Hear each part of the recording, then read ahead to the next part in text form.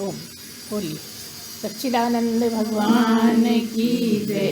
सद्गुरुदेव भगवान की जय। पूछा है कि ये सूक्ष्म शरीर है, ब्रह्म है, आत्मा है, ये सब क्या है? कुछ समझ में आता नहीं है। क्या एक ही है या अलग अलग हैं, कैसे हैं, ये बताएं। देखो, सबसे पहले तो आपको ये ध्यान रखना है कि शरीर कितने तरह के हैं? तीन तरह के, ठीक है। उसमें से एक शरीर सूक्ष्म शरीर है। सीधी सी बात है, ये शरीर की बात हो रही है ना।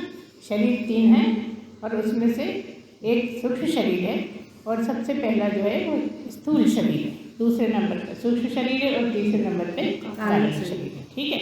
स्थूल शरीर का मतलब ये जो हमें आँखों से दिखता है, जो मोटा मोटा अन्न से बना हुआ है और आँखों से दिखता है। जो सूक्ष्म शरीर है वो आँखों से नहीं दिखता, नाम के अनुसार। जैसे सूक्ष्म शरीर मतलब बारीक सा, जो आँखों से नहीं दृष्टिगत नहीं हो पाता, वो है सूक्ष्म शरीर। स्थूल शरीर जो है वो अन्न से बना है, बात बता दिया। ये जागृत का शरीर है। और जो सूक्ष्म शरीर है वो स्वप्न का शरीर है ना। और तीसरा जो है वो कारण शरीर है, वो सुषुप्त की बात, ठीक है। अब तुमने पूछा है सूक्ष्म शरीर की बात, तो हमारा कहना यह है कि सूक्ष्म शरीर जो है तीन शरीर में से एक है, ठीक है। और हमने बहुत बार आपको बताया है कि आत्मा बिल्कुल अलग, शरीर बिल्कुल अलग, एक तो हो ही नहीं सकते ना। यहाँ पे बता ही रहे हैं बार बार कि शरीर बिल्कुल अलग है और आत्मा बिल्कुल अलग है। तो फिर जब बिल्कुल अलग है तो शरीर से क्यों मिलान करते? इस शरीर में रहता है और ऐसा नहीं कि इसी शरीर में रहता है, सब जगह रहता है। कौन? ब्रह्म। ब्रह्म कहो या आत्मा कहो, एक ही बात है। मतलब ये जो ब्रह्म है वही आत्मा है, जो आत्मा है वही ब्रह्म है। सीधी सी बात है ना। और यहाँ पर यही साबित करना रहता है लगातार कि ब्रह्म ही आत्मा है, आत्मा ही ब्रह्म है। मतलब ये दो नहीं है, एक ही है जो हम आत्मा कहते हैं। लेकिन जो आत्मा है, यहाँ ये कहना भी ज़रूरी है कि जो आत्मा है सोई परमात्मा है। मतलब आत्मा और परमात्मा अलग अलग नहीं है। क्यों कह देते हैं आत्मा? क्योंकि एक अंश मान लिया गया है जबकि है नहीं। जब हम ये कहते हैं कि चींटी में और हाथी में या किसी भी जानवर में छोटे से छोटा या बड़े से बड़ा, सब में एक ही परमात्मा है और पूरा का पूरा है। जब हमने ये कह दिया कि पूरा का पूरा है तो अंश कैसे हो सकता है? अंश तो जब हो जब हम एक टुकड़ा काट के उसका अलग कर पाए। उसको तो न काट सकते, न जला सकते, न कुछ भी कर ही नहीं सकते उसका। वो तो जो है बस है ही कहा जा सकता है के अलावा उसको कुछ कहने को ही नहीं है, क्योंकि ना तो गुण है और ना कोई आकार है। वो पूरा एक है और हर जगह है, केवल दुनिया में ही नहीं पूरे ब्रह्मांड में है। जहाँ भी कुछ भी जगह है या नहीं है, हर जगह वो एक ही है। ऐसा नहीं कि इस ब्रह्मांड में एक है, फिर दूसरे ब्रह्मांड में एक है, फिर तीसरे में एक, ऐसा नहीं। एक ही है, ब्रह्म है पूरे ब्रह्मांड में और ब्रह्मांडों में भी कहा जा सकता है। तो इस तरह से क्या मतलब है कि आत्मा और ब्रह्म एक ही है। लेकिन शरीर आत्मा या ब्रह्म या परमात्मा नहीं है। शरीर जड़ है और ब्रह्म चेतन है। उसकी चेतनता से पता लगता है, बाकी उसको किसी तरह पता भी नहीं लगता। कैसे पता लगता है? बस हमारा होना ही ब्रह्म का होना है ये पता लगता है। हम हैं ये साबित करता है कि वो ब्रह्म है, ठीक है।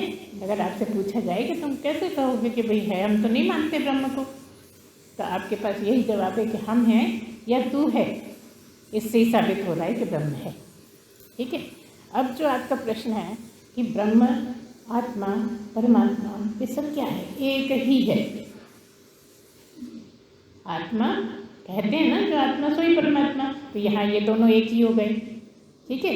जो ब्रह्म को ही आत्मा कहते हैं, आत्मा को ही ब्रह्म कहते हैं, इसलिए ये साबित करना होता है कि ब्रह्म ही आत्मा है। तो ये सब क्या है? एक ही है। सच्चिदानंद कहो, ब्रह्म कहो, परमात्मा कहो, आत्मा कहो, ये सब एक ही है। और यही तुम्हारा प्रश्न है, ये है क्या चक्कर? और हम कई बार भूलते भी हैं, लेकिन तुम लोग ध्यान नहीं देते या भूल जाते हो। इसलिए इस चीज़ को हम बहुत क्लियर करते रहते हैं कि जो आत्मा है सो ही परमात्मा है, और ब्रह्म और आत्मा एक ही है। यही हमें बार बार बताना है कि ब्रह्म और आत्मा अलग अलग नहीं है। इस तरह से ये जो आपने प्रश्न पूछा था वो पूरा होता है। अब आप ध्यान रखिए, बार बार इसी के बारे में कहा जाता है कि तत्व से जानो, है ना। तत्व पूरी गीता में भरा पड़ा है, तत्व से जानो, तत्व से जानो। तो तत्व से जानने का तो हमने बहुत बार कहा है, बहुत बार हमने कहा है कि तत्व का बस आप एक तरह से ये समझ लो कि पूरे समय अगर आप परमात्मा में रह सकते हो, इतना बस याद कर लो कि अगर पूरे समय आप परमात्मा में रह रहे हो, मतलब आप तत्व से जानने के लायक हो, तत्व को जान सकते हो।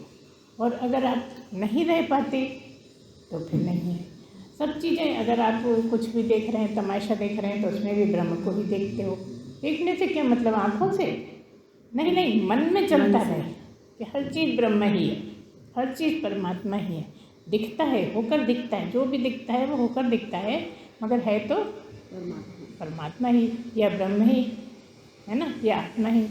आत्मा मनुष्य से जोड़ते हैं कि मनुष्य में आत्मा है ना, या प्राणियों में आत्मा है, लेकिन वही परमात्मा है जिसको आत्मा बोल दिया जाता है। आप परमात्मा भी कहोगे तो गलत नहीं है। कुछ लोगों की धारणा है कि आत्मा बिल्कुल अलग है और परमात्मा बिल्कुल अलग है, लेकिन ऐसा है नहीं, ये दो नहीं है।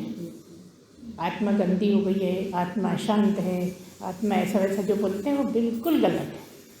आत्मा को कोई कुछ छेड़खानी कर ही नहीं सकता। आप कितने भी मायूस हो जाएं, लेकिन आत्मा रो रही है ये नहीं कह सकते, और अगर कहते हो तो गलत कहते हो। आत्मा रोएगी तो परमात्मा रोएगी, आत्मा रोती नहीं है, आपका मन रोता है। जहाँ भी कुछ करने की बात, होने की बात आती है, मतलब मन से रिलेटेड है, वो आत्मा उसमें किसी तरह नहीं बोली जा सकती कि आत्मा दुखी है, आत्मा आनंद में है। आनंद स्वरूप ही है वो, तो कभी आती जाती थोड़ी है, आनंद में आ गई, बाहर आ गई, ऐसा नहीं। वो तो आनंद ही है। सच्चिदानंद क्या साबित कर रहा है? सच्चिदानंद ये साबित कर रहा है कि वो आनंद स्वरूप ही है, वो सत्य स्वरूप ही है, वो चित्त स्वरूप ही है, ऐसा। ठीक है, इस तरह से इसका प्रश्न पूरा हुआ। तो बोलिए सच्चिदानंद भगवान की जय।